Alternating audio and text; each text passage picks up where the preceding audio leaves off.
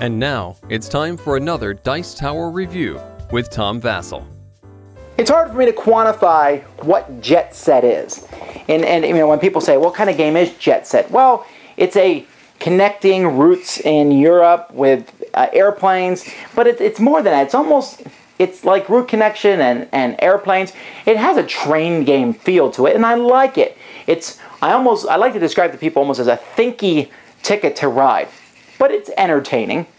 However, I will likely never again play without the expansions. Now, I have a few years ago, I managed to get 2 decks of cards, which were like mini expansions for Jet Set. I'm not even sure how you can get these mini expansions. I was able to pick them up at a game convention for the game, and I enjoyed them. Well, those 2 mini expansions are included in this expansion set, which is named number 1. So I'm assuming they have more, but there is actually 5 expansions in this set.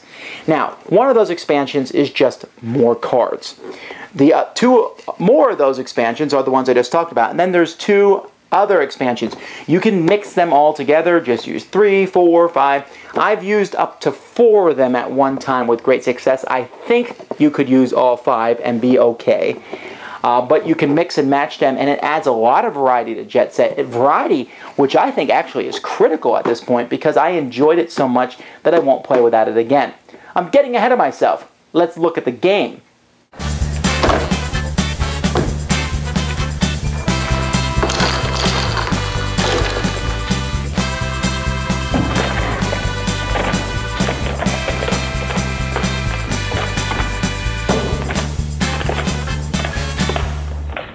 Alright, let's go over the 5 new parts of this game. There's 5 different expansions. They can be combined.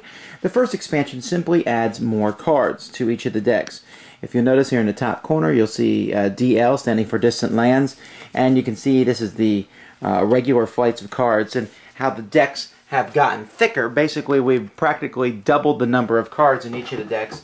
But and this is a neat thing, you know, it adds more, but it really matters a lot when it comes to the final flights, because now there's quite a few different ones, final flights that can be taken. So that's one of the expansions. Another expansion involves hubs. Now each player gets 2 hubs. Now a hub, these are the chips that come in the original game. A hub is, you can see, a bit thicker than those original chips. And at the beginning of the game, you're allowed to place a hub in one of the cities on the board. Now each player can place one of them at the beginning, and they have to be in different cities. And the way hubs work is, anytime someone makes a route that comes through or starts in your city or ends on the city where you put the hub, then you will get $2 from the bank. Hoorah! If you have your own flight that goes through a city, doesn't end there, but let's say I went from Paris to Hamburg and collected my ticket for that, and I went through my own hub, I have 3 choices. I can either A, place my other hub out, which is a good idea, because the more hubs you get, the more things you're going to get as the game progresses. Or I can take a €2 income chip, which means every time I collect income, I'm going to get $2 more. Or I can take a victory point chip. And you can take any of these you want over the course of the game, and however many you want, as long as you keep doing flights that go through your own hubs. You can even do a flight that goes through both your hubs, and then we'll give you 2 of those rewards, your choice. The third thing and the fourth thing are 2 things that were originally out as a small expansion, and they are the investor cards and the business cards. The investor cards are very simple. 2 of them are placed here on the vacation spot face down, although there's a variant where you can place them face up.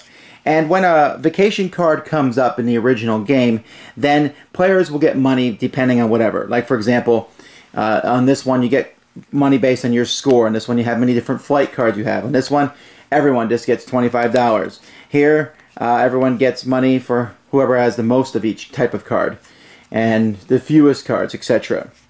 And so this just brings more money into the game, and you'll only be using 2 of them. That's why the deck's so small. The business cards are cards, each player will start with 2 of them over the course of the game, and every time you complete a long flight, the 7 or 5 point flights, you get to draw another one, which is another incentive for doing those long flights. When you get this card, you can always use it for $5. You need money, just discard it. You can also do it to make a deal with another player. If you both discard one, you can use one of their planes flying through. But most of the time you'll use it for the special ability on it. Like this one, build up to 3 planes for $5 each. This one here, take your ownership marker and all planes from one link and place them on an unowned link. Here we have buy another player's air link for $15. Very fun, very interactive. Each airplane costs you €3 this turn. Every time another player takes income, they have to put $1 or €1 on this card. So you have all these different cards that you can use, and if you don't like the way the card works, you can use it for one of the things on the bottom. Finally, the last thing that's added in this expansion is something called Distant Lands. There are 2 small boards that are added to the game that show faraway exotic countries, like America, where I am right now. But anyway, you have these foreign countries here, and there is different cities on them. You can see Tokyo and Mumbai and Washington and Rio de Janeiro. And another deck of cards is brought into the game with the Distant Land flights. And these cards you can see are worth 8 points. They show the city where you're going to and the city that you need to come from. So this goes from Frankfurt to Tokyo. Well, how do you get to Tokyo? Well, the first person who decides to connect this flight here, and you can see that these flights are expensive, 2022. They're going to be expensive flights to fly from. They will pick from on the side of the board, you might have noticed over here, there's names of cities over here with international airports. And what you will do is, let's say that I'm going to connect to Rio de Janeiro. The first person to connect there can say, well, I'm going to do London. And so they'll place a London one there. Now, the next person can't do London again, but they can pick another available city, and they might do Vienna. So as you place your planes here, you can now accomplish these flights again, putting your planes there and acting like it's just another flight.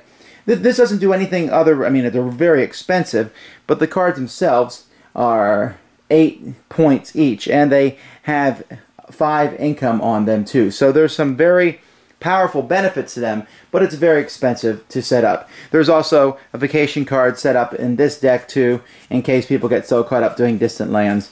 We need to make sure that vacation does happen eventually. So those are the 5 expansions. The rules have ways and tell you how to mix and match all of them together if you want.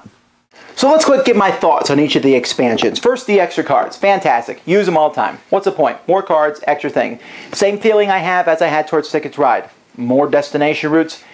So more of these flight cards. I use them all. Add them easily. More variety. You never know what cities are going to come up. Okay? That's a given. Just throw them in.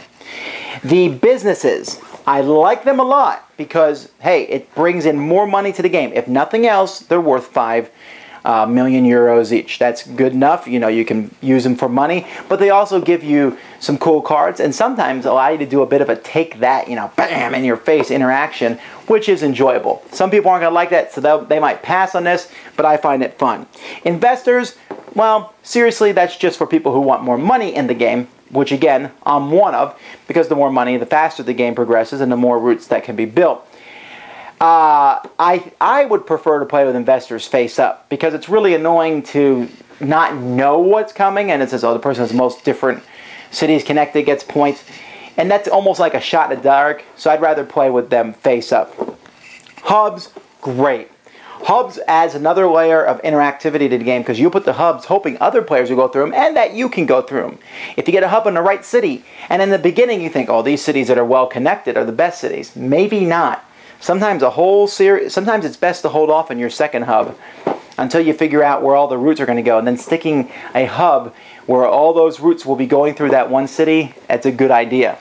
Secondly, when you're running through your own hub, is it better to take that point or to take the $2 income?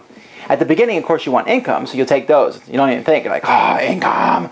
But after a while, you got to start realizing I need to take points. So it's knowing when during the game to stop taking income and start taking points. Good. And then the Distant Lands. The Distant Lands, it's the one that I could play with or not play with. It's interesting and it's fun. It adds more boards and more different things. But I don't need it for the game. The game is good enough without Distant Lands, but it adds some variety. So I'll play with that sometimes. While the other 4 I will probably play with in almost every game. Now I can drop out the business or the investor cards, but I would argue to death over the hubs and keeping the extra cards in. So all in all, you're getting a good deal of content in this box. Check it out. If you like Jet Set, this will make you like it more, I think. And if you don't, this actually might change your opinion, especially if you thought money was too tight in the original game. Thanks for joining us today. For more written, audio, and video reviews, as well as the #1 board game podcast, check out the website at www.thedicetower.com. Until then, this is Eric Summerer, and you've been watching The Dice Tower.